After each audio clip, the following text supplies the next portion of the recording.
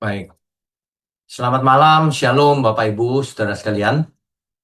Malam ini kita lanjutkan seri perjanjian baru kita, yaitu Kitab Matius, sesi kedua, dengan tema asal-usul Tuhan Yesus. Sebelum itu, mari kita tundukkan kepala lebih dahulu. Mari, saudara. Bapa di surga, terima kasih untuk malam hari ini. Kami selalu menanti-nantikan bagaimana kami harus belajar, sehingga kami berubah hidup kami, seturut perkenanan Tuhan. Terima kasih. Biarlah Tuhan berkenan atas program online Bible Study ini, supaya program ini tidak sia-sia, tetapi banyak orang disadarkan dan mengerti. Terima kasih, urapi mulut hamba-Mu untuk menyampaikan kebenaran ini. Jadi dalam nama Tuhan Yesus kami berdoa. Amin.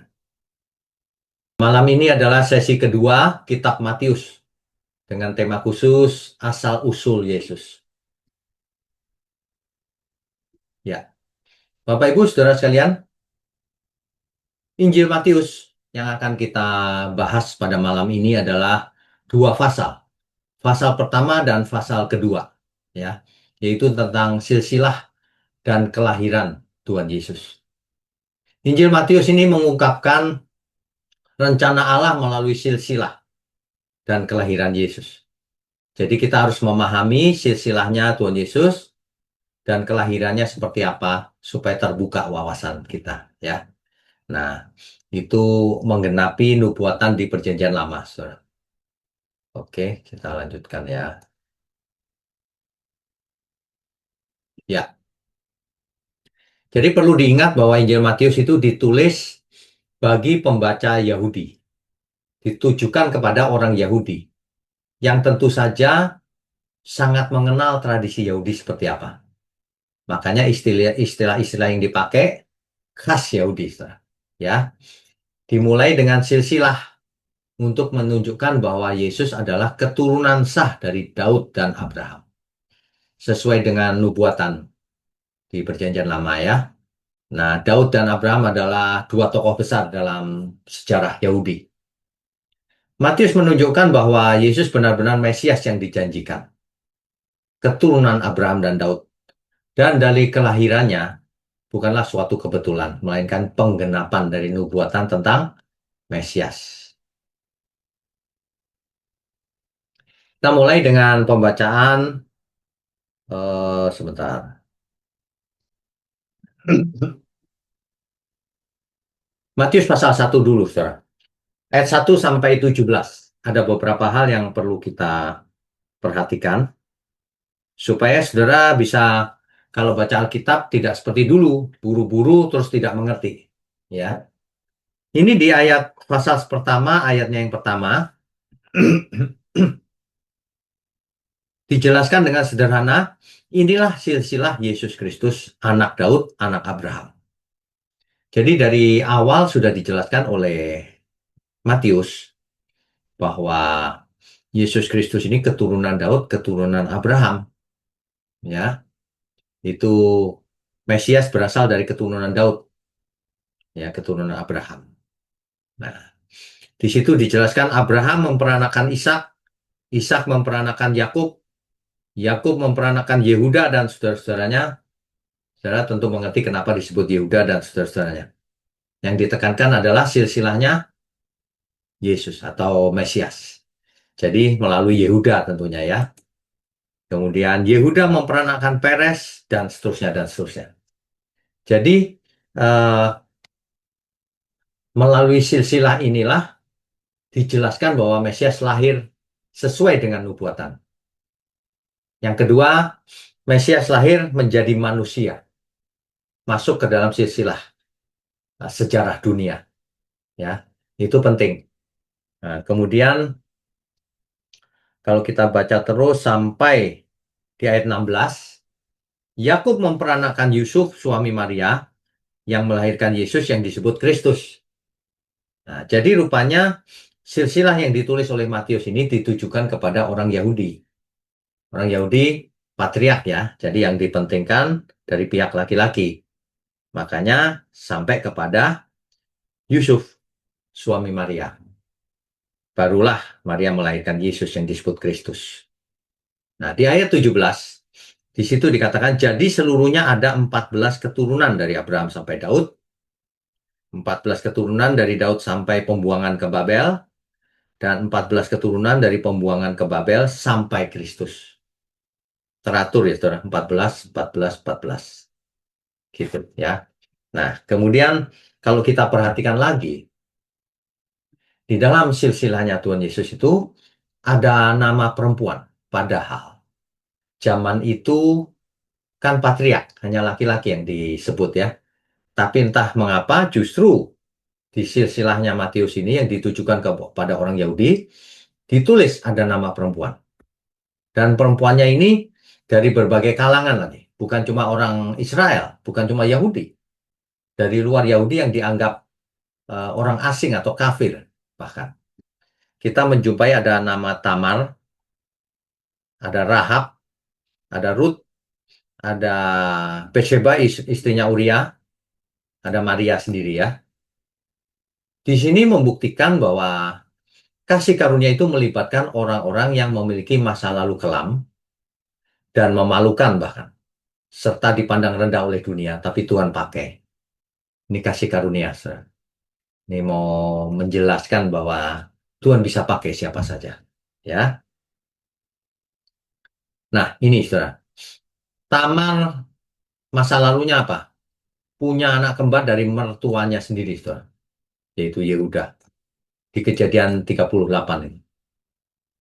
Rahab, kita tahu Rahab adalah pelacur Yeriko yang menolong mata-mata Israel.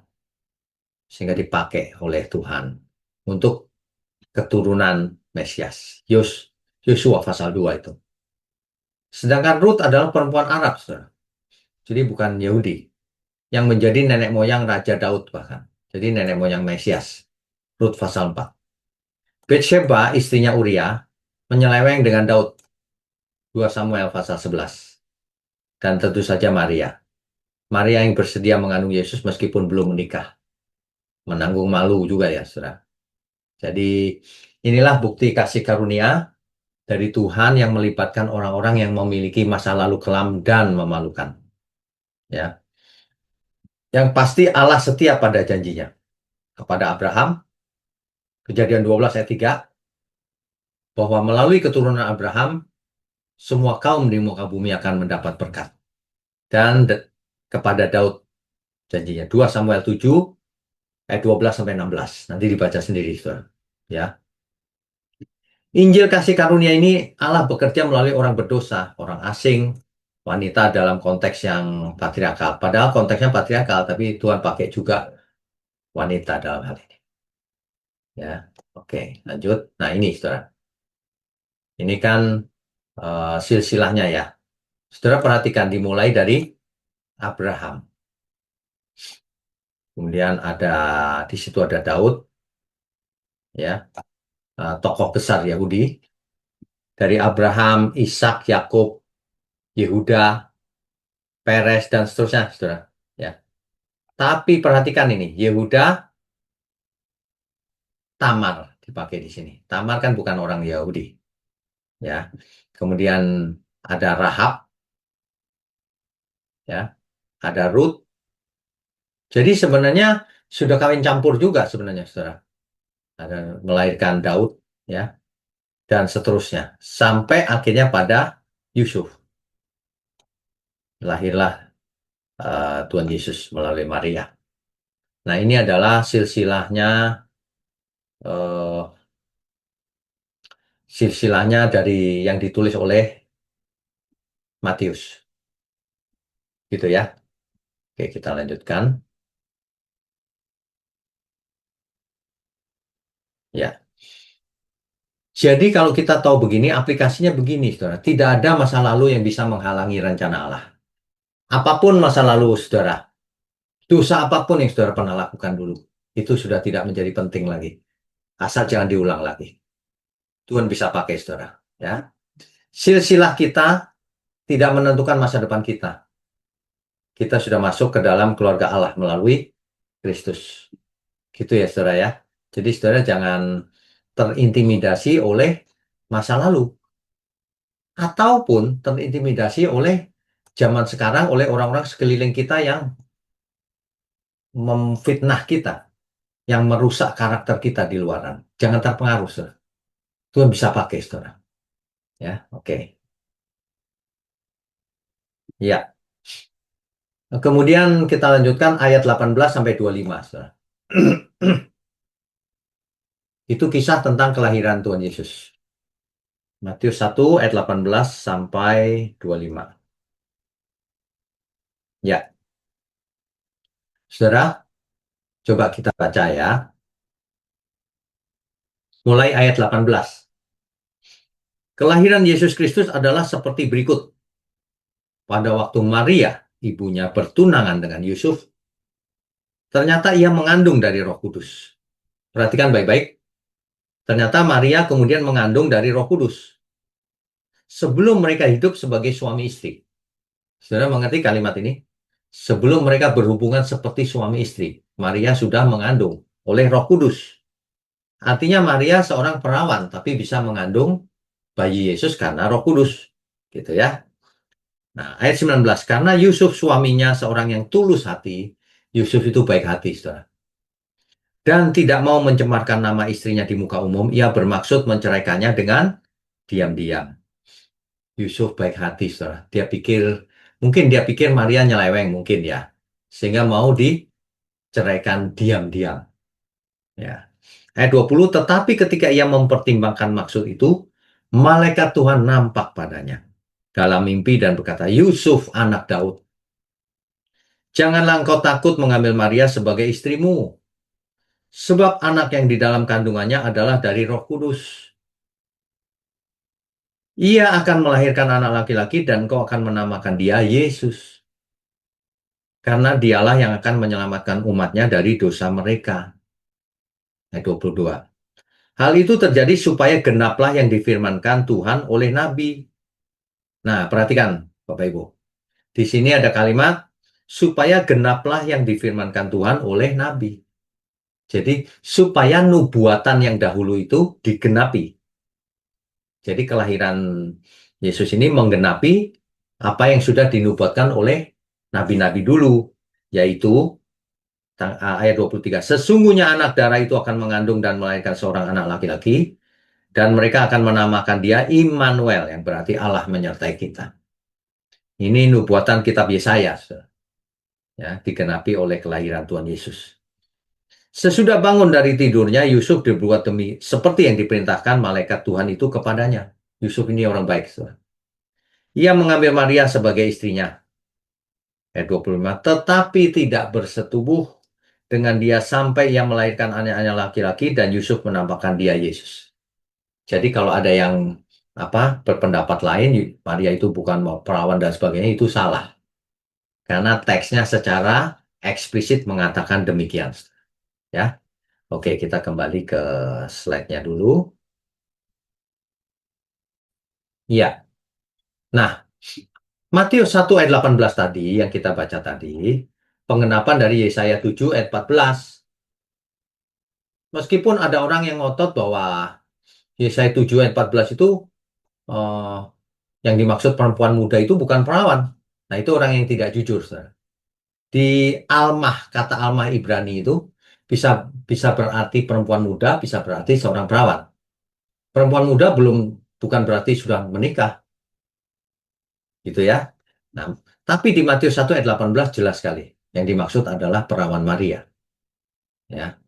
Nah, kemudian Yesus yang lahir ini, karena Roh Kudus kan, mengandung dari Roh Kudus. Nah, itu sebenarnya adalah anak tunggal Bapa yang inkarnasi ke bumi, yang ilahi menjadi manusia.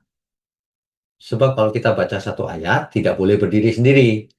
Ada banyak ayat yang mengatakan, Yesus sendiri mengatakan, aku turun dari surga. Ya, jelas ya. Oke, kita lanjutkan. Ya. Nama Yesus sendiri, itu dalam bahasa Ibrani, Yeshua. Yeshua ya. Nah, Yesua itu artinya Tuhan atau Yahweh yang menyelamatkan. Makanya namanya Yesus, Yesua. Ya, Tuhan menyelamatkan. Tuhan di situ huruf besar maksudnya YHWH. Tetragrammaton. Ya. Kemudian ada kata Immanuel, artinya Allah menyertai kita. Gitu. Nah, peran malaikat juga ada di sini. Malaikat meyakinkan Yusuf kan, jangan kau ceraikan Maria, ia mengandung karena Roh Kudus. Gitu. Ya. Oke, kita lanjutkan. Ya, Bapak Ibu Saudara, di Matius pasal 2, kita ke pasal 2, Saudara. Ya, ayat 1 sampai 12. Matius pasal 2, ayat 1 sampai 12. Sesudah Yesus dilahirkan di Bethlehem di tanah Yudea pada zaman Raja Herodes. Herodes ini adalah Herodes Agung, Saudara. Karena ada banyak Herodes. Ini yang disebut Herodes di sini adalah Herodes Agung. Datanglah orang-orang Majus dari timur ke Yerusalem dan bertanya-tanya, di manakah dia raja orang Yahudi yang baru dilahirkan itu? Kami telah melihat bintangnya di timur dan kami datang untuk menyembah dia. Rupanya orang Majus ini ahli perbintangan. Mungkin astrolog ya, yang meramal pakai bintang mungkin. Ya. Ayat 3, ketika Raja Herodes mendengar hal itu terkejutlah ya beserta seluruh Yerusalem. Ada raja yang mau lahir. Nah, ini dianggap ancaman oleh Raja Herodes. Ya. Maka dikumpulkannya semua imam, kepala dan ahli Taurat bangsa Yahudi. Lalu dimintanya keterangan dari mereka di mana Mesias akan dilahirkan. Jadi Herodes tahu ini Mesias yang mau lahir. Dia panggil para ahli, dia mau tahu di mana Mesias akan lahir. Lalu para ahli mereka berkata, di Bethlehem di tanah Yudea. Karena demikianlah ada tertulis dalam kitab suci. Rupanya Mesias dinubuatkan bahwa ia akan ada di Bethlehem. Ayat 6. Dan engkau Bethlehem, tanah Yudea. Engkau sekali-kali bukanlah yang terkecil di antara mereka yang memerintah Yehuda. Karena daripada mula akan bangkit seorang pemimpin yang akan menggembalkan umatku Israel. Bethlehem itu tidak terlalu besar, saudara. Tapi dia menjadi besar karena melahirkan seorang pemimpin Mesias yang akan menggembalakan umatku Israel. Nah, ayat 7-nya ini. Lalu dengan diam-diam Herodes memanggil orang-orang Majus itu dan dengan teliti bertanya kepada mereka, bila mana bintang itu nampak? Kemudian ia menyuruh mereka ke Bethlehem, katanya, pergi dan selidikilah dengan seksama hal-hal mengenai anak itu, dan segera sesudah kamu menemukan dia, kabarkanlah kepadaku supaya aku pun datang menyembah dia. Herodes bohong nih, saudara. Dia mau orang Majus kasih tahu di mana bayi itu lahir. Aku mau nyembah dia. Nah, Herodes bohong nih, saudara. Padahal dia mau bunuh. Ya. Nah, kemudian setelah mendengar kata-kata raja itu, berangkatlah mereka dan lihatlah bintang yang mereka lihat di timur itu mendahului mereka hingga tiba dan berhenti di atas tempat di mana anak itu berada. Ketika mereka melihat bintang itu sangat bersukacitalah mereka. Akhirnya ketemu, saudara. Tuhan Yesus lahir di kandang. Ya. Maka masuklah mereka ke dalam rumah itu dan melihat anak itu bersama Maria, ibunya. Lalu sujud menyembah dia. Mereka pun membuka tempat harta bendanya dan mempersembahkan persembahan kepadanya, yaitu emas, kemenyan, dan mur. Dan karena diperingatkan dalam mimpi supaya jangan kembali kepada Herodes, maka pulanglah mereka ke negerinya melalui jalan lain. Rupanya orang Majus ini diberi mimpi oleh malaikat supaya jangan ke Herodes lagi. Pulangnya muter jalan lain. Gitu, saudara. Oke, kita lanjutkan dulu ya. Ya, jadi kalau kita perhatikan pembacaan kita tadi, yang pertama, orang Majus itu adalah ahli bintang dan filsuf dari timur. Mungkin kemungkinan besar dari Persia, saudara, atau Babilonia. Kalau zaman sekarang itu Irak. Jadi rupanya ada astrolog ahli bintang dari sana. Ya, kemungkinan besar Persia memang, saudara. Kemudian Orang Majus itu mencari raja orang Yahudi, ayat 2-nya. Ini artinya apa? Padahal mereka bukan orang Yahudi. Artinya ini pengakuan Mesias secara universal oleh bangsa lain bahkan. Ya, gitu. Mereka membawa emas, emas itu dipersembahkan untuk raja biasanya. Mereka mempersembahkan kemenyan, kemenyan itu untuk mempersembahkan kepada suatu pribadi yang ilahi. Kemenyan, pakai kemenyan. Dan mur, mur itu untuk kematian. Ya. Nah, itu orang Majus. Kalau Herodes, itu raja bonekanya Romawi yang kejam dan paranoid. Ya, yang merasa terancam dengan adanya Mesias yang lahir. Diam-diam menyusun rencana kan? Herodes melambangkan perlawanan dunia terhadap kedatangan Raja Ilahi. Herodes. Hari ini kalau ada orang yang menentang kebenaran, itu seperti Herodes. Dia tidak suka sama kebenaran. Itu lambang dunia ini, saudara. Ya, oke. Itu adalah Matius pasal 2 ayat 1 sampai 12. Ya. Nah, kemudian berikutnya ayat 13 sampai 15. Yusuf diperintahkan lewat mimpi untuk melarikan diri ke Mesir. Kenapa? Karena ada bahaya di tempatnya mereka. Mesir, kenapa ke Mesir? Karena pernah menjadi tempat perlindungan bangsa Israel pada zamannya Yakub dan Musa. Ya. Nah, di Hosea 11 ayat 1, dari Mesir kupanggil anakku. Yang dimaksud anakku di sini adalah Israel. Nah, jadi awalnya tentang Israel tuh nubuatan itu. Tapi sekarang digenapi oleh Yesus. Ya, dari Mesir kupanggil anak. Di dalam hal ini Yesus mewakili Israel yang sejati, yaitu anak Allah yang taat. Sedangkan Israel, bangsa Israel, mewakili anak yang tidak taat. Gitu ya. Eh, ini ayat 13 sampai 15, Saudara. Jadi kalau kita baca perlahan, kita akan mengerti bahwa Herodes akan membunuh anak itu. Ya, oke kita lanjutkan. Ayat berikutnya, 16 sampai 18. Itu tentang pembunuhan anak-anak di Bethlehem. Herodes sadar bahwa ia ditipu oleh orang-orang Majus itu. Orang Majus itu nggak balik kan. Ia sangat marah. Lalu ia menyuruh membunuh semua anak di Bethlehem dan sekitarnya. Yaitu anak-anak yang berumur 2 tahun ke bawah. Sesuai dengan waktu yang dapat diketahuinya dari orang-orang Majus itu. Jadi artinya anak umur 2 tahun ke bawah dibunuh. Saudara. Kenapa? Karena kelahiran Mesias ini sekitar 2 tahun ke bawah. Gitu. Ya, itu ayat 16. Ayat 17-nya dengan demikian genaplah firman yang disampaikan oleh Nabi Yeremia. Rupanya ini penggenapan dari nubuatan Nabi Yeremia. Yeremia 31, Yeremia 31 ayat 15 tuh, yaitu tentang terdengarlah suara di Rama, tangis dan ratap yang amat sedih. Rahel menangisi anak-anaknya dan ia tidak mau dihibur sebab mereka tidak ada lagi. Kesedihan maksudnya ya. Kesedihan kebanyakan pembunuhan anak-anak itu, anak-anak mati. Ya, dunia membenci kebenaran, saudara, dan berusaha membunuhnya sejak awal. Tapi penderitaan tidak membatalkan rencana Allah, malah menjadi bagian dalam penggenapannya. Hari ini kalau saudara punya masalah, sedang menderita, sedih, dimusuhi banyak orang, bahkan dimusuhi keluarga sendiri, saudara tenang saja. Immanuel, Allah beserta kita. Saudara dalam kesedihan saudara, saudara bisa dipakai dalam rencana Tuhan. Ya, yang penting saudara jaga hati, harus bersih hatinya.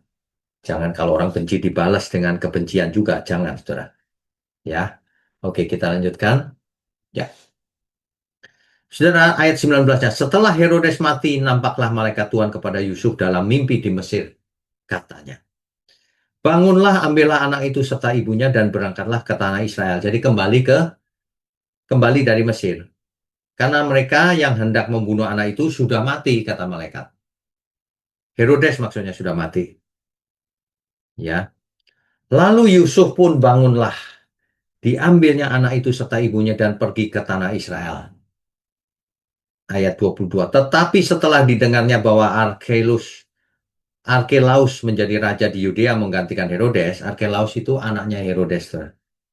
Ayahnya, ia takut ke sana karena dinasihati dalam mimpi, pergilah Yusuf ke daerah Galilea. Galilea itu di utara, saudara. Ya. Setibanya di sana, ia pun tinggal di sebuah kota yang bernama Nazaret. Hal itu terjadi supaya genaplah firman yang disampaikan oleh nabi-nabi bahwa ia akan disebut orang Nazaret. Itu pembacaan Matius pasal 1 dan 2, saudara. Nah, kematian Herodes sendiri ternyata sangat mengerikan. Ya, dia kan raja wilayah Yudea yang diangkat oleh Kekaisaran Romawi. Ia memerintah dari tahun 37 sebelum Masehi sampai matinya 4 sebelum Masehi. Ya dikenal karena membangun kembali Bait Allah. Dan Bait Allah yang kedua itu direnovasi oleh Herodes sehingga megah. Itu ceritanya, ya. Tapi karakternya Herodes ini paranoid dan kejam. Ia membunuh banyak anggota, bahkan keluarganya sendiri, termasuk istri dan anak-anaknya. Mengerikan ini, saudara. Ia adalah Herodes yang disebut dalam Matius pasal 2 itu, yang memerintahkan pembunuhan bayi di Bethlehem. Matius 2 ayat 16. Ya. Kematian Herodes yang disebut dalam Injil adalah salah satu peristiwa historis yang cukup didokumentasikan dalam sejarah Yahudi dan Romawi. Jadi meskipun tidak ditulis di Alkitab, matinya bagaimana, tapi ia ditulis dalam sejarah, di sejarah umum. Ia mati tahun 4 sebelum Masehi di Yeriko, saudara. Di istananya yang megah, tapi dengan penyakit yang mengerikan. Ini Herodes, ya. Menurut Josephus dalam Antiques of the Jews, ya kitab 17, ini tulisan seorang sejarawan terkenal sekali, saudara. Herodes menderita penyakit yang sangat mengerikan sebelum kematiannya. Gejalanya apa? Perutnya busuk, tubuhnya bernanah, penuh ulat, sulit bernapas, demam tinggi yang menyiksa. Sehingga diduga penyakitnya adalah gangren rektal atau infeksi saluran kemih, saudara. Parah sekali. Ada juga yang menyebutnya penyakit ginjal kronis. Dengan komplikasi ada belatung, infeksi nekrotik namanya. Atau penyakit Fournier gangren, infeksi yang mematikan pada alat kelamin. Jadi matinya Herodes ini sangat sengsara, saudara, dan mengerikan. Ia juga mengalami keputusasaan mental dan keinginan bunuh diri. Ia mencoba bunuh diri tapi gagal. Herodes memerintahkan agar banyak bangsawan Yahudi ditahan dan dibunuh saat ia mati, agar rakyat bersedia atas kematiannya. Tapi rencana ini tidak dilaksanakan oleh keluarganya setelah ia mati. Saudara, Herodes ini yang kejam ini, matinya mengerikan. Menurut saya semua orang yang menentang Tuhan, kebenarannya, matinya pasti mengerikan. Meskipun yang kita lihat ia mati tersenyum tenang, tapi itu mengerikan. Sebab rohnya ditolak Tuhan. Dibuang ke Hades, ke alam maut. Di sana ia kesakitan. Ya. Nah, jadi kita tadi sudah baca pasal 2 ayat 19 sampai 23. Yusuf kembali dari Mesir karena sudah aman. Tapi nggak balik ke Yerusalem, tapi pergi ke Galilea yaitu Nazaret. Ya. Sehingga ia disebut orang Nazaret. Nah, di situ bisa dilihat Yesaya 53 ayat 2 sampai 3. Mesias lahir, hidup dan tumbuh dalam kesederhanaan, kerendahan. Bukan sebagai raja duniawi yang gemerlap. Jadi Allah memakai tempat-tempat kecil seperti Nazaret untuk pekerjaan besar. Perhatikan, Tuhan bisa membesarkan kita meski kita berasal dari tempat atau latar belakang yang kecil. Kita bukan siapa-siapa, tapi Tuhan bisa pakai kita kalau kita mau memberi diri, melakukan kehendak Tuhan. Ya. Tuhan bisa pakai orang kecil, saudara, untuk pekerjaan yang besar. Oke, berikutnya. Ya. Nah, bedanya orang Majus dengan Herodes. Kalau orang Majus menyembah raja yang baru lahir dengan sukacita. Padahal orang Majus itu orang Persia. belum kenal Tuhannya Israel padahal. Tapi dia tahu ada seorang Mesias akan lahir berdasarkan bintang yang dia lihat. Beda dengan Herodes. Herodes ini raja duniawi yang takut kehilangan kekuasaan. Sehingga kita ketika mendengar Mesias mau lahir, dia mau bunuh, saudara, meskipun masih bayi. Kejam. Sehingga kematiannya juga mengerikan. Ya. Nah, ini adalah daftar pasal 1 dan 2 yang penggenapan yang terjadi. Jadi misalnya Yesaya 7 ayat 14, ia akan lahir dari seorang perawan, digenapi oleh kelahiran Yesus, dicatat di Matius 1 ayat 23. Ya. Kelahirannya di Bethlehem, Mika 5 ayat 2. Itu dinubuatkan. Ternyata kelahiran Yesus di Bethlehem, Matius 2 ayat 6. Keluar dari Mesir, Hosea 11 ayat 1. Dari Mesir kupanggil anakku, kan gitu kan. Nah, itu ternyata digenapi juga Yesus, dicatat pergi ke Mesir dan kembali dari Mesir. Matius 2 ayat 15. Ratapan di Rama digenapi oleh pembunuhan bayi Herodes. Kemudian disebut orang Nazaret, Yesaya 11 ayat 1, ternyata Yesus tinggal di Nazaret juga. Jadi rupanya ada banyak penggenapan nubuatan tentang Mesias di kitab Matius. Ya, ini baru pasal 1 dan pasal 2 loh. Nanti kita akan lanjutkan terus dan kita akan melihat banyak sekali nubuatan digenapi. Ya. Jadi makna spiritualnya apa dengan silsilah dan kelahiran Yesus? Silsilah itu sangat penting dalam budaya Yahudi. Sebab uh, mereka tahu bahwa Mesias akan lahir dari keturunan Abraham, lalu Daud, Yehuda, ya. Nah, begitu. Jadi makna spiritualnya tentang keadilan Allah, bahwa hukuman yang harusnya dijatuhkan pada kita semua, tetapi ditanggung oleh Yesus Sang Juru Selamat. Kemudian kasih karunia. Allah merangkul orang yang terbuang dan berdosa melalui Tuhan Yesus. Siapa saja. Ya, bahkan orang yang dianggap asing oleh orang Yahudi. Jadi Immanuel merupakan penghiburan dan harapan. Dan tentu saja universalitas Injil. Injil ditawarkan untuk semua orang, bukan cuma satu bangsa, tapi semua bangsa. Gitu ya. Oke. Jadi kesimpulannya, saudara. Dicatat bahwa Yesus ada keturunan Abraham dan Daud. Jadi menggenapi nubuatan Mesias. Ia datang dari surga. Yesus adalah inkarnasi anak tunggal Allah. Makanya disebut Immanuel, Allah beserta kita. Jadi bukannya manusia biasa. Kalau manusia biasa, bukan Allah beserta kita, manusia beserta kita. Ini Allah yang turun, tepatnya anak tunggal Allah. Gitu. Ya. Kemudian ini adalah harapan bagi umat manusia. Karena Yesus membawa kasih, penghiburan, dan keselamatan bagi semua umat manusia.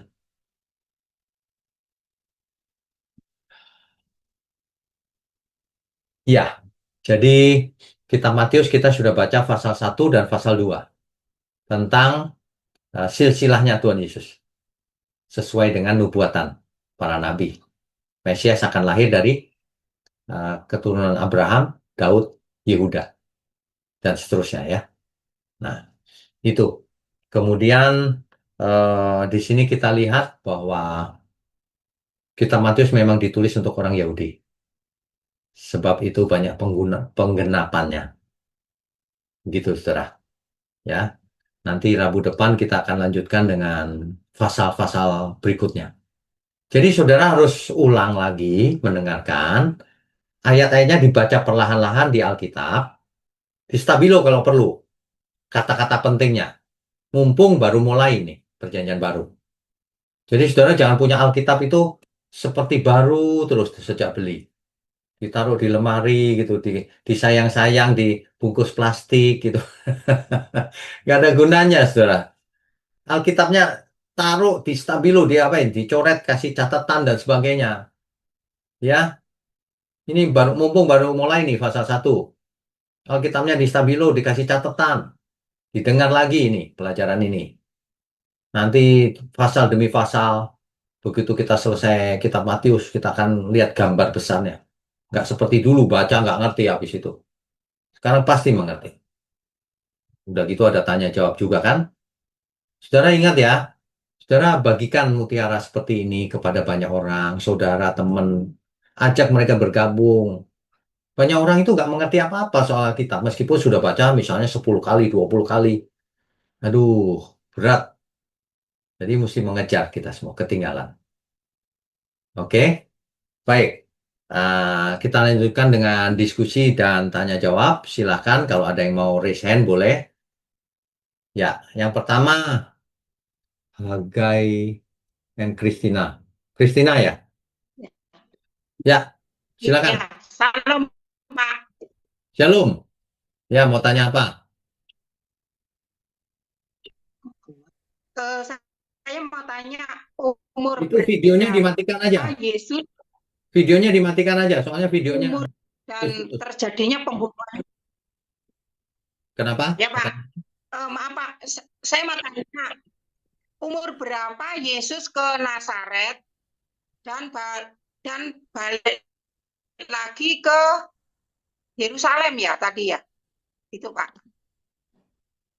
Terima kasih. Halo, Umur berapa Yesus ke? ke Nazaret. Oh, umur berapa ke Nazaret?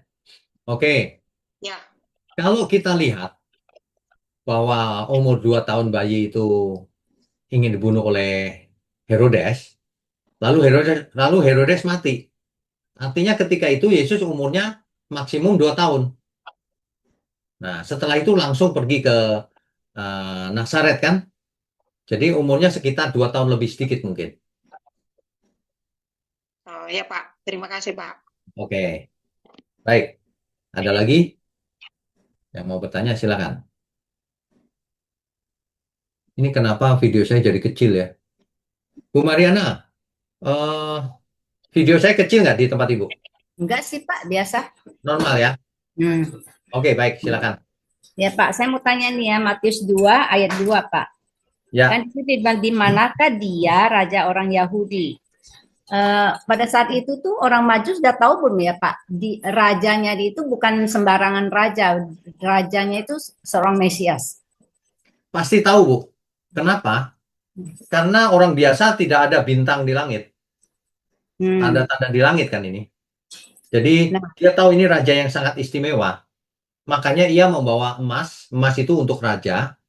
Ia bawa kemenyan. Kemenyan itu untuk sesuatu yang ilahi. Pasti bukan manusia biasa. Ia bawa mur. Mur itu tentang kematian. Gitu, Bu. Pak, berarti hanya berdasarkan bintang ya dia tahu bahwa ini raja bukan sembarangan raja. Padahal kan mereka bukan orang Yahudi yang mengenal Allah dan mengenal Taurat kan Pak. Betul. Hanya berdasarkan bintang. Oh, Mereka jadi ahli perbintangan. Sehingga bintang yang satu ini kok beda gitu. Nah, itu. ya saya dari dulu bertanya-tanya tuh dari mana mereka tahu ya? Apa hanya karena bintang itu aja Pak gitu loh? Iya, dari bintang saja. Oh ya ya, oke Ya. deh Pak. Ya Oke. makasih Pak ya. Ya, Kati. Berikutnya, Pak Epenius, silakan.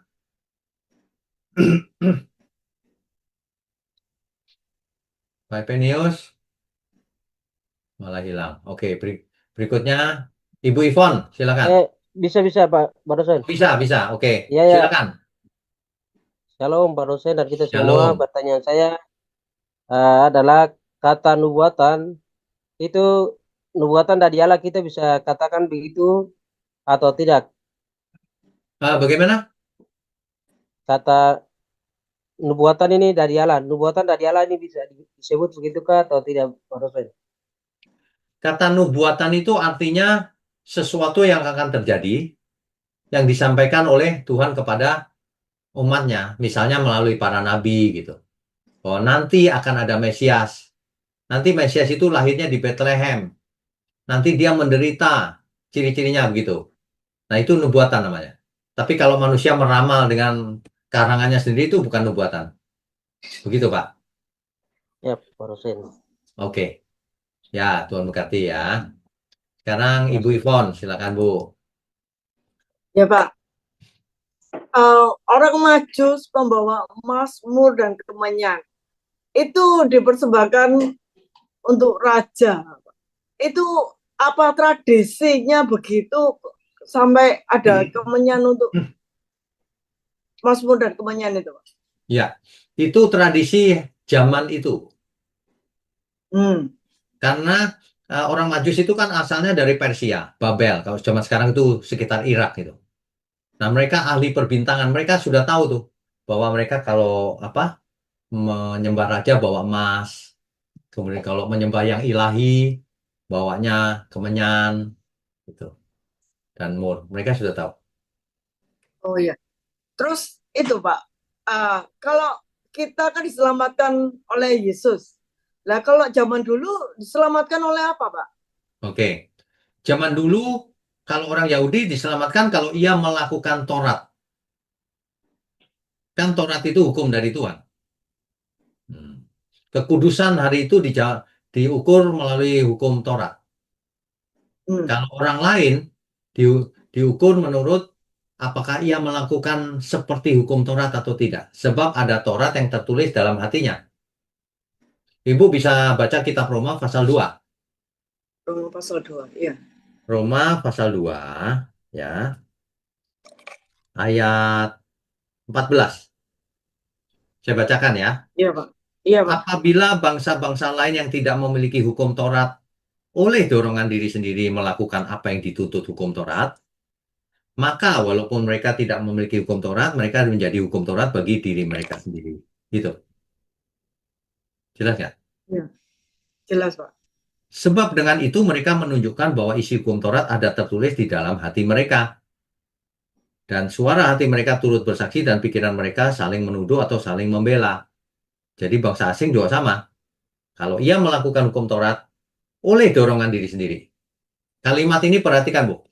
Oleh dorongan diri sendiri, nggak ada yang maksa, nggak ada yang apa. Padahal mereka nggak punya Taurat. Oleh dorongan diri sendiri. Nah, dari situ sudah terbukti bahwa teologi yang mengatakan manusia tidak punya kehendak bebas pasti salah. Oleh dorongan diri sendiri. Oleh kehendak bebasnya kan berarti. Iya, Jelas kan? ada. Nah, Iya. makanya teologi Calvin pasti salah dalam hal ini. Karena John Calvin ngarang-ngarang itu. Manusia tidak punya kehendak bebas katanya. Loh, ini orang asing ya, punya hukum Taurat aja bisa melakukan oleh dorongan diri sendiri. Gitu. Jelas ya? Iya. Jelas. Oke. Jadi kalau orang sekarang tidak percaya Tuhan Yesus, nggak selamat ya, Pak? Orang sekarang nggak percaya Tuhan Yesus, nggak selamat, Bu. Iya, iya. Kan sudah tahu Tuhan Yesus juru selamat. Masih Tapi menolak. mereka nggak percaya, iya. Ya, salahnya sendiri. Siapa yang mau disalahin? Iya, iya. Nggak percaya alasannya apa? Harus pakai alasan. Kan banyak orang nggak percaya, aku nggak mau tahu, nggak percaya pokoknya. Ya, salahmu sendiri, kenapa kamu nggak mau belajar? Siapa yang mau disalahkan? Mestinya kalau orang serius mau selamat, ya banding-bandingkan. Yang mana ya yang benar ya? Kok semua ngaku benar ya? Nah, mestinya begitu. Jangan belum apa-apa udah nolak duluan ya, salahmu dewek. Kan gitu. Ada yang bilang, oh itu apa namanya, kayak cerita loh, Pak. Jadi bukan sungguhan. Oh, dongeng. Iya, dongeng katanya. Dongeng. Itu. Terus ada yang bilang, loh, mana mungkin nggak masuk akal bagi mereka kok bisa dosa dihapuskan, tentu nggak masuk akal. Oke. Biasanya orang-orang yang seperti itu memang nggak masuk akal dia, nggak punya akal soalnya. Dosa dihapuskan, kalau dosa dihapuskan oleh Tuhan ya pasti bisa dong. Kalau dosa dihapuskan oleh perbuatan kita sendiri ya nggak bisa, nggak logis. Memang bisa kita Dia baik. bilang lah, kok enak sudah bunuh, mama ceritanya sudah bunuh, terus nggak dihukum, kok enak katanya. Siapa bilang tidak dihukum? Kalau orang membunuh masuk penjara, dihukum. Tapi kalau dia bertobat tidak buat lagi, diampuni oleh Tuhan. Iya. Nah, makanya orang yang pikirannya seperti itu kejam sekali, Bu. Kalau ada orang mencuri, dipotong tangannya. Iya. Lu harus dibunuh ulang. Akibatnya dunia ini kacau, kesetanan. Makanya ajaran Tuhan Yesus jelas. Kasihlah musuhmu. Selesai kalau orang hidup dengan kasih. Kalau hidup dengan mata ganti mata, gigi ganti gigi, nah itu mati semua orang, nggak ada yang selamat. Itu, Iya. Bu. Ya, Ya, makasih Pak. oke. Tuhan memberkati. Berarti Pak Irwan, silakan Pak. Shalom, Pak Wigno. Halo, ya silakan. Pertanyaan saya sebenarnya waktu Yesus diberi nama Immanuel atau Yesus, waktu kecilnya itu berarti waktu remaja misalnya, waktu mengajar di sinagog, berarti namanya Yesus yang berarti anak Tuhan atau Immanuel, Tuhan beserta kita. Apakah itu tidak menyinggung orang-orang sekeliling Yesus waktu itu? Karena nama Namanya tersebut. Yeshua, Pak. Nama Yesus itu Yeshua dalam bahasa Ibrani. Yeshua itu nama umum, Pak, hari itu. Sudah banyak. Dulu ada Yosua, ada Yehosua. Nah, Yesus tampil dengan nama Yeshua. Yeshua itu Lalu yang artinya Immanuel, YHWH yang mana, Pak? menyelamatkan. Immanuel itu cuma istilah bahwa nanti Allah beserta. Gitu. Bukan, Oke, bukan lalu yang kedua, istilah. pertanyaan saya kedua Pak mengenai Roh Kudus. Ya. Dalam mimpi Maria diberitahu oleh Roh Kudus dan juga Yusuf. Apakah konsep Roh Kudus itu sudah diketahui, tapi waktu Yesus ingin meninggalkan dunia, Yesus bilang dia akan datang. Sepertinya mereka tidak tahu mengenai Roh Kudus. Apakah berarti waktu Yesus lahir itu konsep Roh Kudus itu belum juga diketahui secara umum? Konsep Roh Kudus sudah diketahui sejak awal Alkitab, Pak. Roh Allah itu Roh Kudus. Roh Allah, Roh Suci itu Roh Kudus. Ya. Dan Jadi, dimengerti oleh orang-orang Yahudi misalnya, Pak? dimengerti itu Roh Allah, Oke. Roh Kudus. Yang menjadi Baik, Pak. masalah adalah Roh Allah itu undur dari manusia karena manusia buat dosa. Tapi bukan berarti Roh Allah tidak ada. Tetap dalam waktu-waktu tertentu tampil memimpin. Tapi Misalnya, Yesus waktu meninggalkan dunia itu hanya mengatakan dia akan datang. ya, Tidak mengatakan Roh Kudus akan datang. yang dimaksud adalah Roh Kudus. Roh Kudus akan datang dan tinggal dalam diri kita. Kalau tadinya nggak tinggal, Pak. Tadinya bisa datang, Baik. bisa enggak, gitu. Gitu.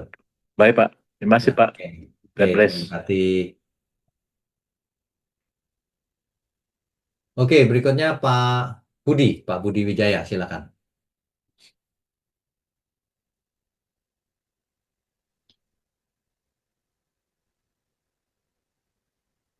Ya, silakan Ya, Pak. shalom Pak Wigno. Kok hilang?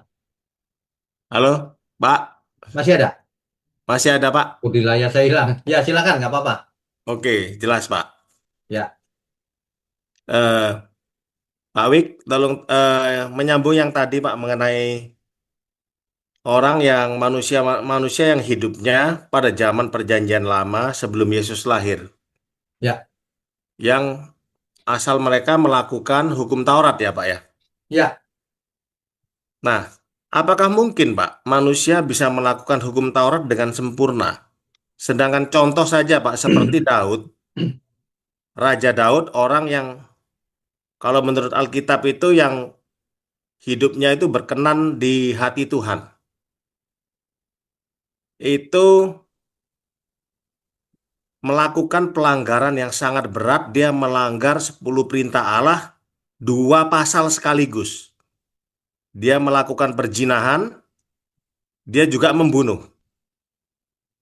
Bukankah itu sudah melanggar, Pak Wik? Apakah artinya kalau seperti itu, Daud masuk neraka? Bagaimana Nah, caranya ini. supaya Daud bisa diselamatkan? Nah, ini salah pengertian nih. Ya, Yang dimaksud melakukan itu bukan tidak pernah buat dosa. Dulu pernah dosa, ya, tapi sekarang sudah nggak berhenti melakukan. Semuanya sudah melakukannya, ya udah, oke. Bukan pernah dosa sudah dianggap salah semua, enggak. Diampuni. Sama dengan kita sekarang, memangnya kita nggak pernah buat dosa? Pernah, tapi diampuni. Tapi jangan buat dosa lagi. Nah, gitu. Jadi, jadi bertobat dan tidak berbuat dosa lagi itu tetap ya, juga berlaku pada umat Perjanjian Lama ya, Pak Wik? ya pasti pertobatan itu berlaku dari dulu. Kan makanya umat Israel selalu diperingatkan kan, kembalilah kepadaku. Itu bertobat maksudnya. Jadi pertobatan zaman Perjanjian Lama itu kembali ke Taurat, Oke. gitu ya. Soalnya Jadi kan Paulus pertanyaan sendiri tadi, bilang tidak ada orang yang bisa dibenarkan oleh karena melakukan hukum Taurat, kan begitu, Pak Wik? itu kan setelah ada Injil. Betul, setelah ada Itu Yesus. setelah Yesus mati di kayu salib. Kenapa? Karena kematian Tuhan Yesus membatalkan hukum Taurat. Oh ya, betul. Betul itu. Ya, clear ya? Clear. Oke. Tadi pertanyaannya, masa ada orang yang bisa melakukan hukum Taurat? Paulus mengatakan, aku tak bercacat kalau soal hukum Taurat. Ya, betul. Nah, iya, berarti hukum Taurat bisa dilakukan, mau itu cuma berupa aturan-aturan kok. Betul. Malah mungkin kalau seperti orang Farisi dan ahli Taurat pun tidak bercacat ya, Pak Wik ya. Iya, betul. Kalau soal hukum Taurat nggak bercacat ya. Lihat nggak mereka berdoa. Aku membayar persepuluhan ini berpuasa dan tidak seperti itu pemungut cukai itu. Nggak bercacat ya kalau liturginya itu. Ya, betul. Gitu ya. Baik. Yang, Loh, yang udah Oke. pasti orang itu Rasul Israel Paulus. sekarang juga, sorry, Ada suara lain. sorry Pak. Oh, oke. Ya udah, itu saja Pak Budi. Ya, baik. Terima kasih, Pak Wik. Oke, Tuhan Thank you, Tuhan berkati. berkati. Habis. Masih ada, sebentar. Ada yang mau tanya lagi nggak ya? Oh, masih ada. Saya Pak, Omah matematika itu siapa ya? saya Pak Hardi Pak. Oh, Pak Hardi. Silakan, Iya, Pak. saya pakai akunnya keponakan saya. Ya, silakan. Pak, masih sekitar Taurat boleh Pak? Boleh.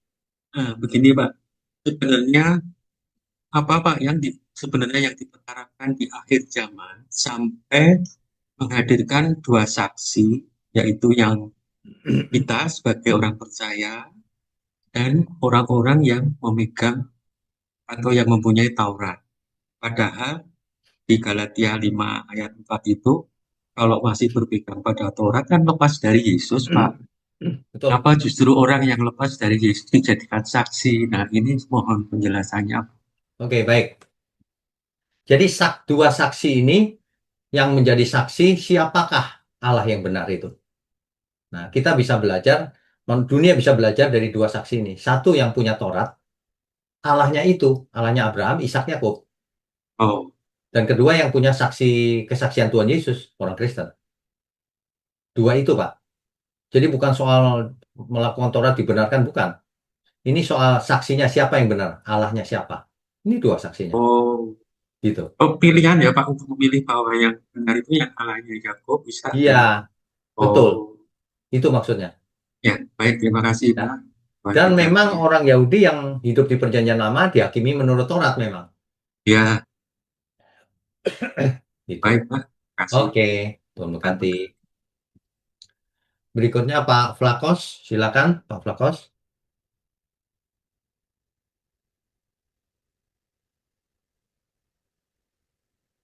Halo, Ya, silakan. Bapak Pendeta, singkat aja ini. Ya. Itu orang Majus itu mereka dari timur ya. Dari timur itu dari daerah mana ya? Dari daerah Persia.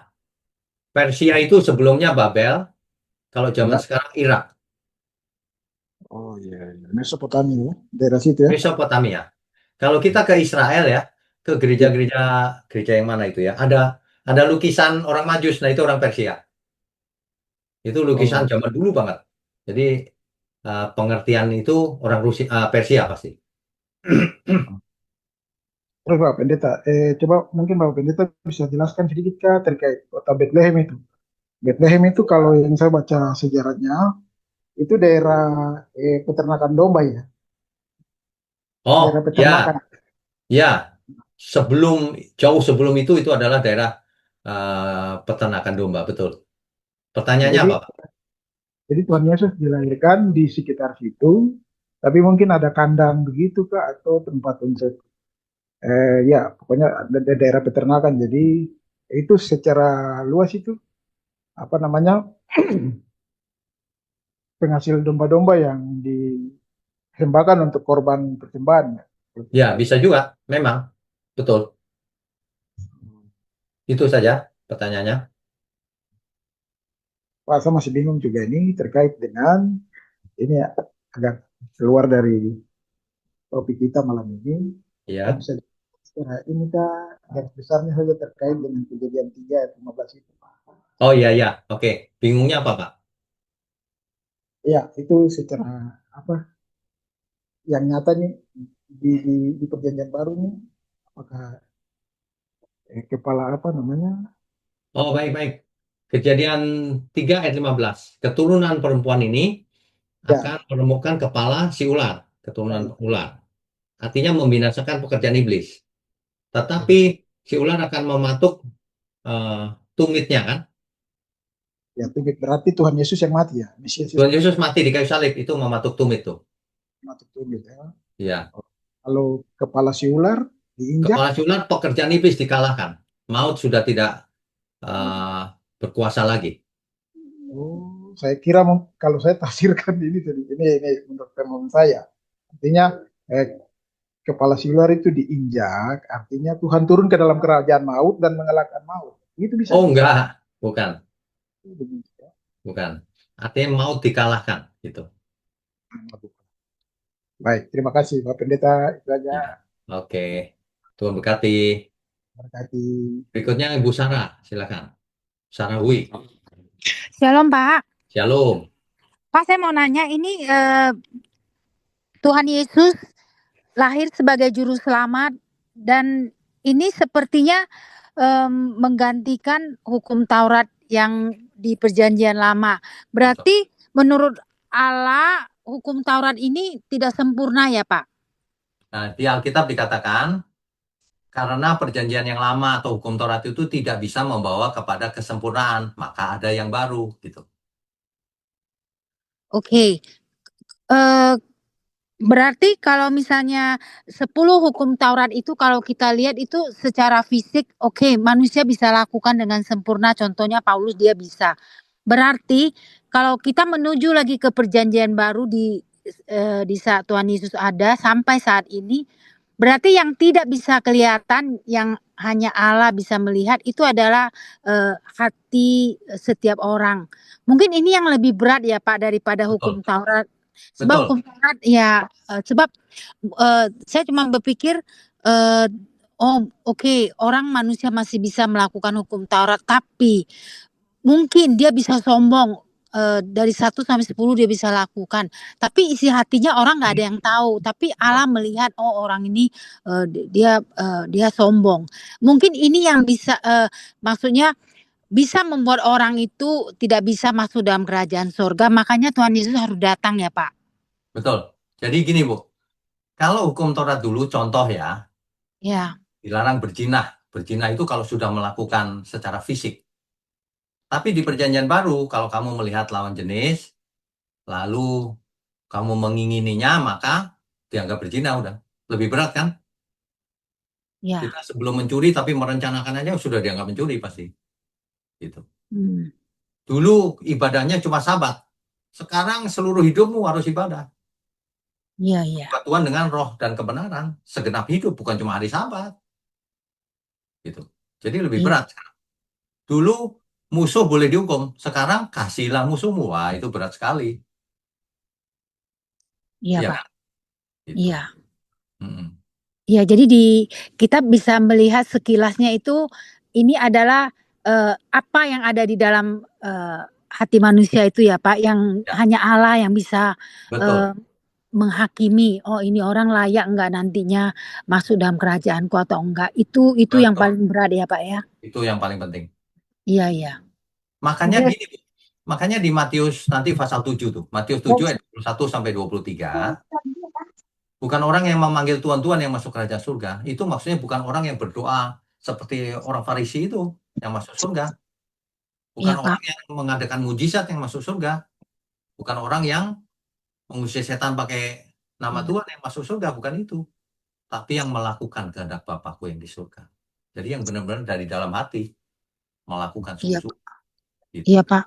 Sebab pikiran dan hati manusia itu gampang sekali Pak. 1 menit 2 menit aja bisa berpikiran negatif. Iya. Iya. Makanya setiap orang bisa kelihatan rohani. Tapi sebenarnya tidak rohani. Rohani itu dari dalam, bukan luarnya. Iya, iya. Ya. Iya. Jadi untuk seperti yang firman Tuhan bilang bahwa Bapa ingin kita sempurna, maksudnya ini juga ya Pak, isi hati Ya, kita sama pikiran kita ya Pak. betul. Betul. Oke, Dan ya, ingat ya, sempurna itu bukan berarti nggak pernah buat salah dulunya. Bukan itu. Sempurna itu ya, dulu buat salah pun diputihkan. Jangan buat lagi. Makin hari makin bersih hati pikirannya. Nah itu menuju ke ya. sempurna. Gitu. Jadi terus gitu sampai berhasil gitu ya Pak. Ya, Walaupun nanti sampai dia meninggalnya mungkin hanya 85% atau 95% is okay ya Pak. it's okay. Asal maksimum yang kita bisa lakukan. Iya, maksudnya kitanya benar-benar udah semampu kita berjuang Ya, sekuat kita sesampai itunya Pak. betul. Nah, Ya, yang jadi masalah adalah banyak orang itu belum melakukan sesuai gitu, melakukan asal-asalan. Aku sudah selamat karena percaya Tuhan, nggak melakukan apa-apa padahal. ya, Nah, itu masalah. Ya. iya.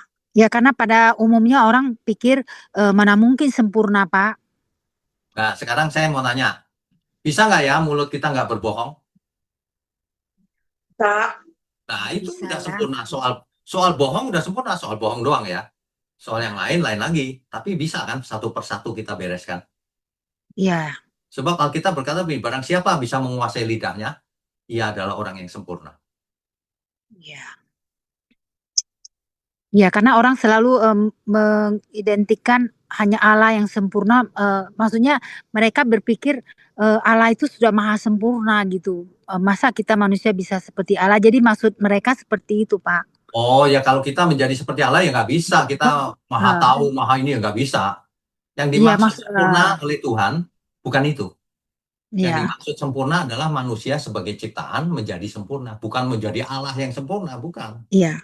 Karakter manusiawi kita ya, Pak. Ya, makanya Filipi 2 ayat 5, dalam hidupmu bersama kenangkanlah pikiran dan perasaan yang terdapat juga dalam Kristus Yesus. Sempurna Iya, itu. Pak. Iya. Ya. Oke. Ya, oke, Pak. Ya, paham, Pak. Terima kasih, Ya, Pak. Tuhan Yesus berkati. memberkati. Ya, berikutnya Pak Mulyono, silakan. Ya, malam Pak Wiknyo. Malam. Pak, ini ada sedikit koreksi di slide-nya Pak Wiknyo tadi. Oh, Itu ada yang salah. Apa, Pak? yang Rut itu keturunan Arab. Mestinya keturunan Moab kan, Pak? Moab itu Yang Arab, tadi. Pak. Moab itu Arab. Oh, sekarang ngomongnya Arab gitu. Iya. Dulunya Moab gitu ya. Iya, Moab itu Arab. Ya, soalnya saya baca di Rut 1 ayat 4 kok ngomong dari Moab gitu, Pak. Ya, Moab itu kalau sekarang Arab. Iya. Terus yang kedua, Pak. Kalau lihat silsilahnya Yesus itu, mulai dari Abraham sampai Yusuf itu, Pak. Berarti kita nggak bisa menebak pola pikir Allah ya, Pak. Karena itu nggak berpola gitu loh, maksud Betul. saya. Dalam segala hal kita nggak bisa tebak, Pak. Makanya orang yang mengadakan mujizat pakai teknik-teknik tertentu itu ngawur itu, Pak. Perhatikan nanti Tuhan Yesus bikin mujizat. Pakai teknik tertentu nggak? Beda terus, Pak. Sehingga polanya nggak bisa. Kenapa? Memang nggak pakai pola. Yang melakukan kan Tuhan, bukan kita. Ngapain kita menyembuhkan orang pakai jambi-jambi, pakai doa khusus, pakai minyak urapan. Siapa yang suruh itu? Nggak ada itu di Alkitab. Kadang-kadang pakai boleh. Lain hari nggak usah pakai, nggak apa-apa. Jangan bikin jimat rohani. Nggak ada polanya. Iya, berarti kreatif ya Allah kita ini, Pak ya. Ya, Beda-beda memang. terus ya. Memang. Kalau bisa ditebak, nanti manusia ngarang-ngarang, Pak. Niru. Pakai jubah. Gitu-gitulah.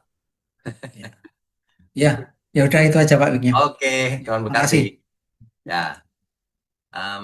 Terakhir, Pak Kris. Halo, malam, Pak. Malam. Barusan ini jawaban ke Pak Mulyono nih saya jadi kesentil. Jadi ingat waktu baca kitab Kejadian sama Keluaran. Waktu Musa tanya, nanti bangsa Israel kalau tanya apa maksudnya tidak percaya kepadaku, terus apa yang mesti aku katakan? Di tanganmu ada apa? Ada tongkat. Lemparkan tongkat itu. Terus setelah itu masukkan tanganmu ke baju. Jadi sebetulnya itu apa boleh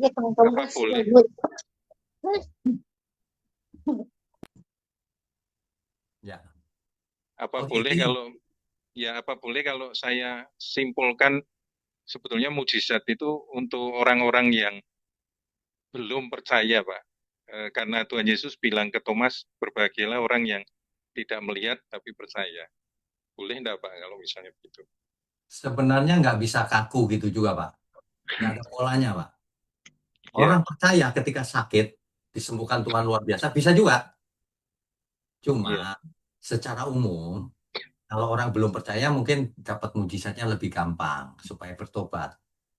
Kalau orang iya, percaya mungkin malah nggak dikasih mujizat, tapi bisa juga dikasih gitu, nggak tentu. Terserah Tuhan aja gitu. iya. Kalau orang percaya mungkin ngalami mujizat, itu seolah-olah mungkin dalam ibaratnya kereta itu ada tracknya, ada relnya. Ya. Dalam mengenal pribadi Allah, maksudnya pengenalan Allah secara pribadi, kalau menurut saya loh Pak, mungkin bukan untuk entry card supaya Oh iya, pasti. terpikat untuk masuk, tapi ini loh, kamu mesti kenal. Makanya waktu badai itu Pak, Tuhan Yesus tidur di perahu, murid-murid pada panik, terus dia bangun. Imanmu di mana kan itu Pak, ditinggal tidur malah. Kalau bedanya mungkin barangkali kalau untuk orang percaya mujizat itu sifatnya lebih ke membenahi trajek, ya, ya, atau mungkin kalau saya susun ulang kalimatnya, membetulkan trajektori Pak, lintasan. Boleh, supaya nggak Ada menyimpang. koreksi, ya, koreksi sudut sekian derajat mungkin. Bisa saja. Ya. Supaya pekerjaan Tuhan lancar, bisa juga. Intinya itu. Iya. Ya. Karena kan makin lama levelnya kan makin naik, jadi kadang-kadang kita itu kayak naik level itu jadi kayak kadang-kadang gamang atau apa itu mungkin. Iya benar. Dikasih mujizat. Iya, Ya Pak Kris. Itu aja Pak, saya kegelitik tadi Pak Mulyono. Terima kasih Pak. Ya, Tuhan berkati. Masih ada lagi? Oke, nggak apa-apa. Pak Kris, silakan. Shalom Pak, saya kegelitik Pak Kris juga Pak. Oh, kau main gelitik-gelitikan? Ya, iya gelitik-gelitikan Pak.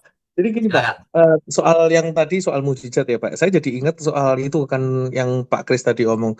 Setahu saya yang di Alkitab yang tanda orang tidak beriman itu malah bahasa roh ya Pak ya. Jadi bahasa roh itu diberikan karena itu sebagai tanda orang yang tidak beriman malahan, gitu loh Pak. Gini, itu mesti dilihat konteksnya. Yang di 1 Korintus itu, Paulus mengatakan gini, jadi kalau kamu berbahasa roh, tandanya kamu nggak beriman berarti. Tapi bukan berarti orang yang berbahasa roh itu tidak beriman, bukan itu.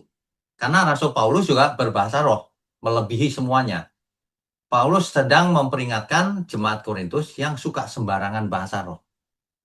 Kalau kamu bahasa roh, orang masuk, nanti orang nggak kenal, dia keluar lagi. Tapi kalau kamu bahasanya jelas, orang itu memuliakan Tuhan. Nah, makanya bernubuat lebih penting daripada bahasa roh. Rasul Paulus ngomong gitu kan. Tapi kalau kamu ngotot, bahasa rohnya ngaco-ngaco itu, kamu tuh nggak beriman berarti. Gitu loh maksudnya. Bukan setiap orang yang berbahasa roh itu artinya tidak beriman, bukan itu. Iya, ya. Enggak cuma kegelitik aja Pak, soalnya beberapa waktu lalu TAS kan juga ada pembahasan ini. Kok tadi Pak Kris ngomong tanda orang tidak, saya jadi ingat itu gitu loh. Oke. Itu aja sih Pak. Ya. Makasih Pak. Oke, Tuhan berkati. Terakhir ya, Pak Sucipto. Shalom Pak. Shalom Pak Uyo. Ya. Pak Uyo mau satu pertanyaan. Boleh. Tuhan Yesus itu kan mengosongkan diri menjadi manusia. Ya. Nah, waktu membuat mujizat itu bagaimana menurut pendapat Pak Uyo? Apakah dia sebagai Tuhan atau manusia gitu Pak? Oke, baik. Tuhan Yesus itu diutus Bapaknya yang di surga untuk turun ke bumi menjadi manusia, mengosongkan diri jadi manusia. Tentu saja ditopang oleh kuasa Roh Kudus. Jadi ketika jalan di atas air, ketika bikin mujizat itu dari Roh Kudus. Dua ikan lima ketul roti itu Pak. Semuanya itu. Buktinya apa? Buktinya ketika ada seorang perempuan yang pendarahan itu pegang jubahnya, Tuhan tahu nggak? Nggak tahu. Siapa yang pegang jubah tadi? Ada kuasa yang keluar. Mujizat terjadi ya. Nah itu pasti Roh Kudus. Nah, tapi ada ayat bilang begini Pak. dalam segala hal ia disamakan dengan saudaranya. Artinya apa? Dalam segala hal untuk mencapai kesucian nggak ada dispensasi apapun, Pak. Kalau soal mujizat, ya dikasih. Itu kan seperti zaman sekarang, kalau saya doain orang sembuh, ya bukan karena saya sakti kan, dikasih Tuhan supaya membantu penginjilan, kan gitu. Kan beberapa orang saya doakan sembuh juga, padahal sakitnya parah gitu. Nah, tapi kan itu karena Tuhan, makanya saya nggak bisa pakai pola, pasti sembuh, pokoknya nggak bisa. Terserah Tuhan. Jadi Roh Kudus bekerja di dalam Tuhan Yesus gitu Pak ya? Ya. Jadi bukan Tuhan Yesus waktu itu membuat mujizat jadi Tuhan gitu, bukan Pak ya? Kalau bukan, ia menjelaskan sedang mengosongkan dirinya. mengosongkan seorang dirinya. manusia. Seorang manusia Pak ya?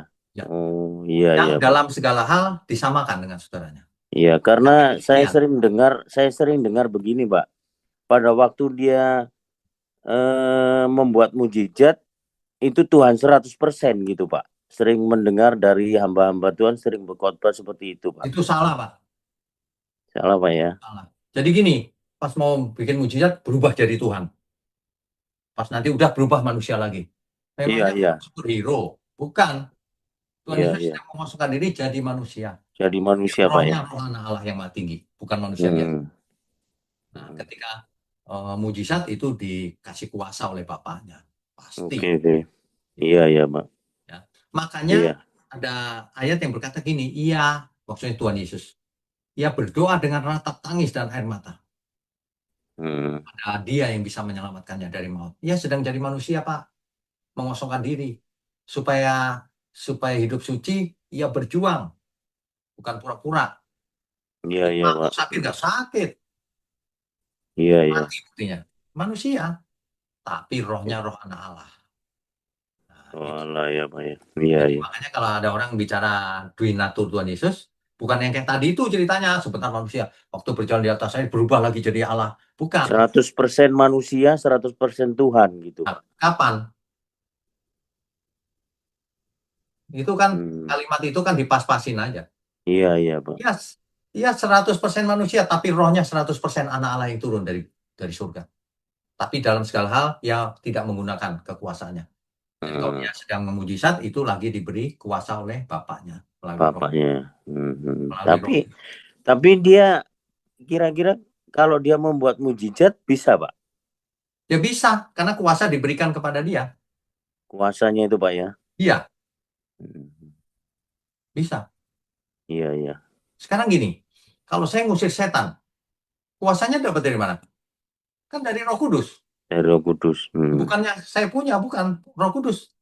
Oh iya. Izinkan dipakai oleh saya gitu. Iya. Nggak masalah Pak. Jadi yang penting gini loh, Tuhan Yesus benar-benar berusaha supaya hidup kudus. Kalau itu nggak ada dispensasi, itu sama dengan manusia. Kalau yang soal mujizat, itu memang diberi kuasa. Iya.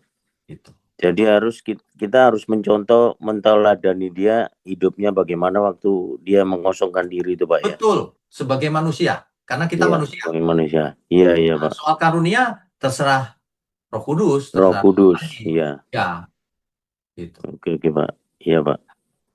Makasih Pak. Oke. Tuhan berkati Pak. Iya. Habis malam ini sudah selesai. Oke, baik. Loh, ada yang angkat tangan lagi? Terakhir deh ya. Pak. Terakhir ya.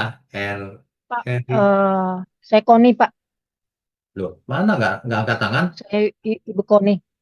Mana nggak angkat tangan? Ngangkat. Mana? Nggak kelihatan. Ini Erika siapa? Erita.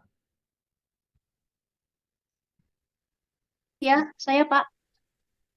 Saya Erita Pak. Oh iya, silakan.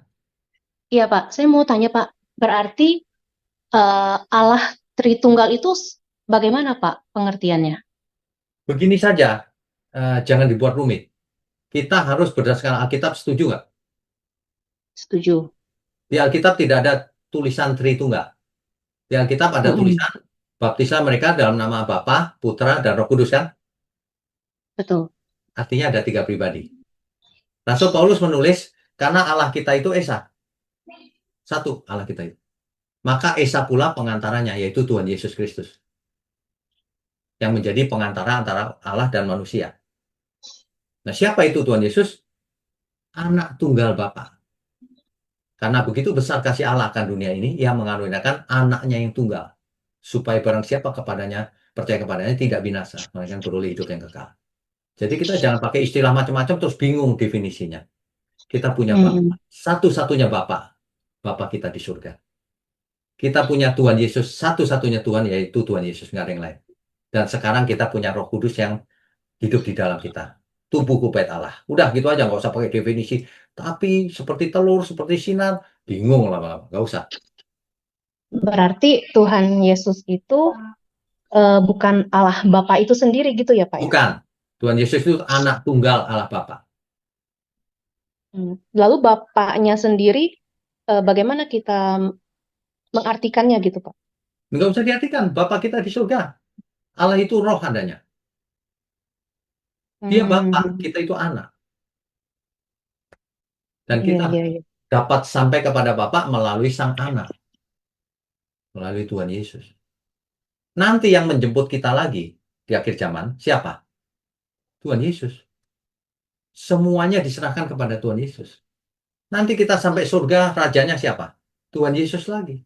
Bapak nggak kelihatan. Bapak itu... Berarti kita berdoanya kepada siapa lebih tepatnya Pak? Nah, Tuhan Yesus mengajar, kalau engkau berdoa, hendaklah demikian, Bapa kami yang di surga. Gitu kan? Betul. Jadi, kita berdoa kepada Bapa kami di surga. Boleh, tapi Tuhan Yesus juga dalam kesempatan lain berkata begini, mintalah kepadaku, maka Bapakku yang di surga akan memberikannya. Artinya berdoa kepada Tuhan Yesus boleh. Boleh. Nggak usah aneh-aneh. Kalau saya berdoa kan, terima kasih Tuhan Yesus dalam nama Tuhan Yesus. Amin. Atau kadang-kadang Bapa kami yang di surga, terima kasih dalam nama Tuhan Yesus. Bapak kita di surga itu nggak kayak manusia di bumi, birokrasi. Selalu berdoanya nggak gitu. Jadi udah tahu asal Bapak, Anak, Roh Kudus ya boleh, udah oke. Oke, baik. Sudah Pak. Terima kasih ya Pak. Tuh, Kati. Nah, yang ini raise hand ini saya nggak tahu siapa. Karena namanya Galaksi. Galaksi 50. Salam Pak. Shalom. Salam Pak. Saya Koni dari Batam baru pertama kali ngikut. Baru pertama kali? Iya. Baru pertama tahu kali. dari mana Bu? Tahu dari mana Bu? Saya ikut terus. Ikut terus baru Pak Nyo ngasih nomor itu. Simple. Ya. Baik. Ngasih ke orang lain. Apa? Saya dengar, saya nyimpan. Pertanyaan saya, siapa yang menamakan kitab Matius? Gitu. Soalnya kalau Wahyu Yohanes yang nulis, tapi kok Wahyu gitu? Ini Matius, apa karena Matius yang nulis gitu? Siapa yang menamakan? Kitab Matius ini gitu. Ya. Penamaan kitab-kitab ini sudah sejak dari awal, Bu. Ketika itu ditulis, terus dinamakan Matius karena yang menulis Matius gitu. Jadi dari awal sudah ditulis. Dinamakan itu oleh gereja mula-mula. Dulu awalnya. Jadi ketika kitab-kitab itu dijadikan satu, namanya udah begitu, bukan dikarang-karang lagi, bukan. Gitu. Ya. Saya bingung. Ini Mazmur kok Salomo? Kenapa nggak bilang kitab Salomo? Karena Mazmur ditulis, karena Mazmur ditulis oleh banyak penulis, bukan cuma Salomo. Ada Salomo, ada Daud, ada Musa, ada banyak.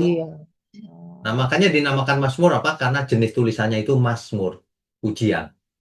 Gitu. Pujian, Pak ya. Iya. Baru Wahyu, Yohanes yang nulis, kok nggak kitab Yohanes, kok Wahyu gitu. Jadi, supaya nggak bingung, kan ada kitab yang nama ini Lukas ya. Oh, ini Lukas nih. Oh, ini Matius ini. Siapa gitu ya? Ya, nggak apa-apa lah, Bu. Ya, Pak, saya mau nanya. Ya, itu saja. Oke, Pak. Iya, Pak. Makasih banyak, Pak. God bless. Iya. Oke. Yuk kita tundukkan kepala, yuk kita berdoa. Bapa kami yang di surga, terima kasih untuk malam hari ini. Kami semua diberkati dengan pemaparan ini. Kami percaya ada perkenanan Tuhan atas apa yang kami lakukan. Terima kasih Tuhan. Secara khusus hamba berdoa untuk tangan yang mendukung pekerjaanmu ini Tuhan. Ada banyak tangan-tangan yang mendukung.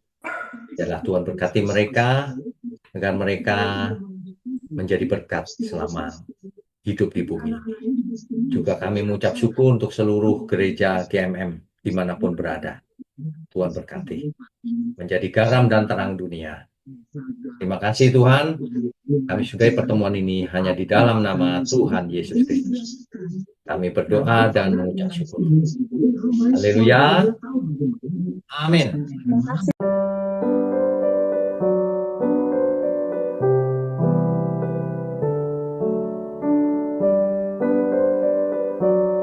Saudara sekalian, bicara soal kebenaran, setiap orang merasa benar. Makanya semua kecap dinomor satukan. Ada orang yang mengatakan saya paling benar, ini paling benar, itu paling benar. Mana sebenarnya yang paling benar? Oleh sebab itu, hadiri seminar 7 natur kebenaran dan aplikasinya. Seminar ini wajib dihadiri oleh para teolog, apologet, pengkhotbah, bahkan oleh para jemaat sendiri. Agar kita bisa membedakan manakah yang benar, manakah yang salah. Inilah alat uji kebenaran yang sangat objektif dan alkitabiah. Pastikan saudara ikut dan ajak seluruh saudara dan sahabat-sahabat. Bapak-bapak dan ibu-ibu yang terkasih dimanapun berada, yuk kita belajar pelajaran Alkitab bersama secara online setiap hari Rabu jam 7 malam bersama pendeta Bapak Wignio Tanto secara online, bisa melalui Zoom. Tetapi kita harus mendaftarkan dulu ke nomor berikut ini. Selamat bergabung dan Tuhan Yesus memberkati.